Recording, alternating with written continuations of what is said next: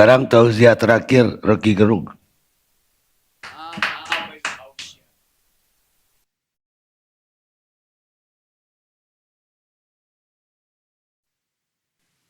Bayangkan eskalasi perang antara India dan Pakistan. Dua-duanya punya nuklir. Rudal, India udah tiba di Pakistan. Kalau itu berubah menjadi perang proksi itu, Gibran mau ngapain di situ? Mesti ada pembagian kerja tuh. Tadi saya ngobrol dengan anak SMA kelas 2, kelas 1. Dia tanya ke saya, Pak, saya punya masa depan nggak kalau 2029 Gibran yang jadi presiden? Pertanyaan simpel. Saya tanya, kenapa Anda bisa kamu tanya begitu? Ya kan katanya belajar politik. Tapi saya mau belajar politik dari siapa? Dia ngoceh. Jadi kita mulai melihat bahwa kendati tadi secara politis susah, tetapi drive psikologi publik mengarah pada pemaksulan Gibran. Itu soalnya.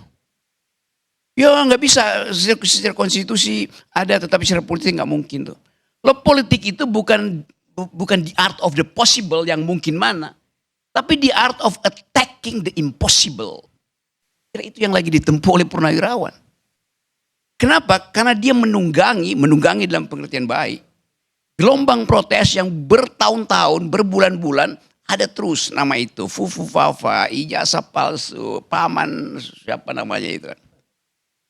Jadi di benak publik tertanam itu. Dari mak-mak sampai anaknya yang SMA tadi pagi. Saya ketemu bilang hal yang sama itu.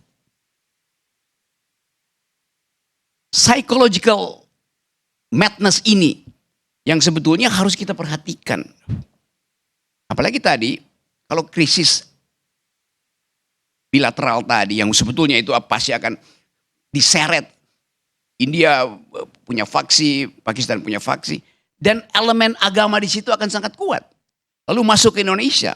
Lalu teroris Asia Selatan itu turun lewat Malaysia, nyebrang ke Aceh, masuk Indonesia. Memanfaatkan kondisi yang tidak stabil secara politik Indonesia. Kita mau baca itu. Karena seringkali sejarah tiba dengan variabel yang tidak pernah dideteksi dari awal. Itu soalnya. Pasti kalangan Purnawirawan dapat variabel baru untuk memastikan bahwa maksulkan sekarang si Gibran. Karena kondisi berbahaya secara regional. Masuk akal. Blessing in disguise. Dia dapat poin itu. Mungkin ini orang sebut ini sunatullah dapat poinnya Purnawirawan. Karena ada krisis baru di Asia itu. Ketegangan antara Pakistan dan India yang basisnya ideologis itu. Merembet pada soal-soal potensi kekerasan turun ke Asia Selatan. Itu real variabel yang mesti kita lihat. Jadi tiba-tiba kita mulai membaca bahwa ada keadaan yang kritis sebetulnya. Yang mungkin sekarang Bais, BIN atau Departemen Pertahanan mulai menghitung variabel itu. Kalau terjadi keadaan kedaruratan yang saya sebut tadi, attacking the impossible itu. Pembagian pekerjaan dalam kabinet apa? Kabinet tidak peka itu. Kan kabinet tiba-tiba jadi bego. Karena nggak mampu lagi untuk merampok APBN yang diefisiensikan oleh presiden. Dari awal dia merasa ya mending di reshuffle deh. Nggak ada kesempatan buat korupsi lagi. Pragmatisme itu juga ada di kita tuh. Nah dalam kondisi itu datang SBY. SBY mungkin punya semacam kemampuan fortune teller membaca keadaan. Mungkin SBY di awal dia tidak ucapkan bahwa krisis regional itu artinya krisis yang memungkinkan sebut aja pemerintahan Indonesia itu kolaps. Tambah dengan keadaan perang tarif sekali. Jadi SBY mengucapkan itu, sekarang ucapan SBY itu seolah-olah mendapat legitimasi baru karena krisis politik Indonesia, krisis politik Asia pada akhirnya. Lalu disebut istilah matahari kembar. Oh dia dalam ilmu fisika memang ada matahari kembar. Saya belajar pertama fakultas teknik, jadi tapi masalahnya apa istilahnya twin suns itu, dua matahari itu Disebut dua matahari kalau size dan jumlah lumennya itu berbeda tuh. Ukuran dari matahari itu harus berbeda dengan kembarannya tuh.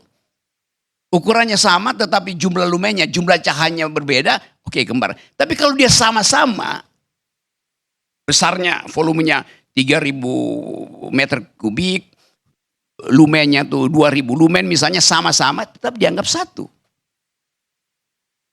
Sekarang kita lihat size antara Prabowo dan Jokowi. Mungkin sama, lumennya berbeda. Jumlah cahayanya berbeda. Atau lumennya sama, size-nya berbeda. Apalagi kalau size dan lumennya itu, lumen itu apa namanya, cahaya itu, kekuatan cahayanya itu berbeda tuh. Brightness-nya berbeda. Itu intinya. Tetapi dengan intuisi aja orang tahu memang ada dua matahari kembar dalam keadaan ini. Ada soal buat saya matahari kembar. Yang orang tanyakan kualitas dari mataharinya bagaimana? Kalau kualitas yang sana itu justru mendegradasi mata. Kan kalau jumlah cahaya di sini di situ 15, di situ 15 jumlahnya 30. Kalau di sini 15 itu 10, rata-ratanya jadi 15 tambah 25, 12,5. Jadi makin redup justru Indonesia. Kalau ada dua matahari kembar, yang satu itu lumennya kecil. Karena yang satu diterbitkan dari tidar, yang satu diterbitkan dari gorong-gorong.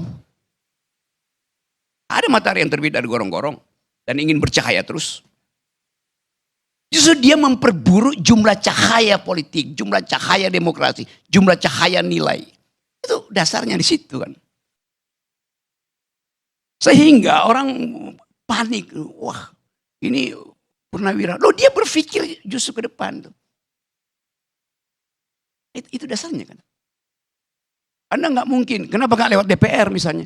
Loh DPR itu oleh the art of the possible. Purnawirawan memainkan psikologi publik karena mereka tahu bahwa emak-emak sampai anaknya itu yang dikasih makan siang gratis oleh presiden justru mempersoalkan anak matahari kerdil itu. Idenya di situ. Para purnawirawan tentu paham hukum kok, kenapa dia nggak mau ke DPR? Karena dia tahu politik is the art of attacking the impossible. Udah 2 tahun. Apalagi soal ijazah hari ini. Digembar-gemborkan oleh lawyer Jokowi bahwa kalian menghasut, membuat kegaduhan. Yang bikin gaduh itu Jokowi. Selama 2 tahun Jokowi bikin gaduh. Karena dia umpankan ijazah itu untuk mengukur daya tahan dari mereka yang menghina dia. Akhirnya dilaporin. Kenapa gak dari 2 tahun lalu? Kegaduhan ini berlangsung karena Jokowi tidak jujur untuk mengatakan ini asli atau palsu. Kalau memang akhirnya ijazahnya asli misalnya. Problem kita, kenapa ijazah yang aslimu itu kau tahan? Kau permainkan opini publik dengan menahan ijazah itu. Kau bikin kegaduhan dengan menahan ijazah aslimu. Laporin aja Jokowi. 2 tahun dia bikin kegaduhan kok. Dan hasil kegaduhan itu 2 orang, 3 orang, 4 orang masuk penjara. Itu cara berpikirnya begitu. Jadi sekali lagi kita berupaya untuk melihat masalah ini bukan dari black letter of law yang diatur di dalam proses pemaksulan. Bahkan hukum tata negara bicara itu. Tapi ini soal legitimasi moral. Ada moral call. Kalau pakai sistem tata negara, Hitler itu nggak mungkin dimaksulkan atau dihukum. Karena Hitler dipilih secara demokratis melalui undang-undang Jerman waktu itu. Tapi dia berubah karena ambisi itu. Jadi kita mulai melihat misalnya bahwa pasti tadi Jokowi akan nggak mungkin, pasti dia akan makin memperbesar ambisi dia untuk jadi matahari. Bukan fakta dia matahari, ambisi dia untuk menjadi matahari. Ya karena dari awal dia ingin cahaya dia itu hanya tiba di kepala anaknya. Di Mahkamah Konstitusi. Ini pertaruhan buat Pak Jokowi. Sebagai political animal. Dari awal dia investasi pada anaknya. Maka dia mesti tuntun itu sampai 2009. Kalau batal, dia ikut diseret di pengadilan. Karena yang mampu membela Jokowi cuman anaknya. dalam posisi sebagai presiden. Itu logika paling dasar dari ambisi politik gitu. Jadi sekali lagi kita ucapkan ini bukan karena kita nggak suka pada Jokowi atau pada bukan, karena memang kapasitasnya nggak bisa itu. Menerangkan hal yang simpel nggak bisa itu. Dalam kapasitasnya sebagai manusia oke, Gibran sebagai manusia kita harus hormati. Dignitinya sebagai manusia, tapi bukan dignitinya sebagai pejabat publik. Demikian juga Pak Jokowi harus hargai dignitasnya, martabatnya sebagai manusia, tapi bukan sebagai presiden. Apa urusannya kalian tanya ijazah presiden? Urusan besar. Karena lawyernya bilang, kalau begitu nanti semua orang boleh saling minta ijazah orang lain. Enggak. Karena dia presiden melalui proses administrasi, maka warga negara meminta kejujuran kepala negara. Gak ada aturannya di hukum pidana itu. Hukum pidana cuma mengatur barang siapa. Individual, person in law, subjek hukum. Ini warga negara bertanya secara kolektif pada kepala negara. Di mana pidananya? Dijawab aja kan. Karena dia dipilih oleh warga negara bilang, daulat itu ada pada saya. Maka Anda dan saya tidak setara. Saya bertanya sebagai pemilik kedaulatan, Anda harus jawab sebagai kepala negara yang kami pilih. Itu nggak ada relasi subjek antar subjek yang diatur dalam hukum pidana lain itu. Itu yang mesti kita terangkan. Nggak mungkin ada orang yang tiba-tiba, Rocky Gerung perlihatkan ijazahmu. Ya saya nggak mau kasih. Emang lu siapa? Tapi ini kepala negara diminta oleh warga negara. Mana Rocky Gerung? Gua nggak punya. Memang gua nggak punya ijazah. Kenapa? Karena ijazah tanda orang pernah sekolah, bukan tanda pernah berpikir. Maksud apa? Ini lain. Persyaratan administrasi itu harus diperlihatkan. Jadi saya kira itu intinya di situ. Kita berdebat terus menerus tuh. Tapi isu ini akan ada tetap di situ sampai 2029. Itu akan memusingkan Presiden Prabowo yang ke bulan Juni mesti putar otak bagaimana ganti bayar utang 800 triliun yang dibuat oleh Jokowi. Masalahnya cuma di situ. Ya sekali lagi, Gibran, ya, betul tadi. Kemampuan Gibran adalah membagi-bagi skincare. Soalnya. Kenapa dia nggak pakai sendiri? Tidak perlu. Yang dia butuh bukan skincare, tapi brain care. Ya, itu soalnya. Kan terbuka kita bicara itu kan. Sebagai wakil presiden. Brainnya kurang, mesti tambah care-nya. Jadi sekali lagi teman-teman, kita coba mendudukkan masalah ini sebagai moral call. Yang mungkin kalau masuk DPR ya tukar tambah terjadi. Tetapi kalaupun batal dimaksulkan, memori publik sudah definitif bahwa kapasitas Gibran nggak cukup. Itu soalnya tuh. Akan terus bulan Juli nanti, bulan Juli, mahasiswa UI, mahasiswa UIN, mahasiswa Makassar, mahasiswa UNAS, mahasiswa Pakuan, tempat sang profesor mengajar, akan diterangkan oleh seniornya bahwa yang namanya FOFA ini, yang nggak mampu berpikir si itu tuh, diwariskan. Soal-soal ini, ya kita mesti selesaikan secara kebudayaan, secara moral. Jadi itu intinya, itu akibatnya kalau ada dua matahari, yang satu terbit dari tidar dan belum tenggelam, yang satu terbit dari gorong-gorong dan dua tenggelam di IKN. Itu soalnya tuh. Jadi sekali lagi saya ingin terangkan itu dalam kejujuran kita bernegara itu. Mas Rocky, tadi ada pertanyaan dari Pak Arief ini, apakah mungkin Pak Jokowi sendiri menarik anaknya untuk selesai jadi presiden? Kenapa gak dibalik pertanyaannya? Apakah mungkin Pak Jokowi mengorbankan anaknya? Itu lebih penting ditanyakan dalam sistem kerajaan. Dasarnya kan.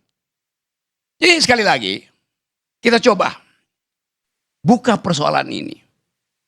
Saya nggak peduli apa namanya ya Pak Luhut bicara ini, Pak Prabowo bicara itu segala macam itu. Tetapi hati nurani publik itu merasa bahwa ada sesuatu yang tidak well seated, tidak terduduk, ada gangguan kemuakan semacam orang Prancis bilang nausea, rasa mual psikologi. Kok dia ada di situ terus?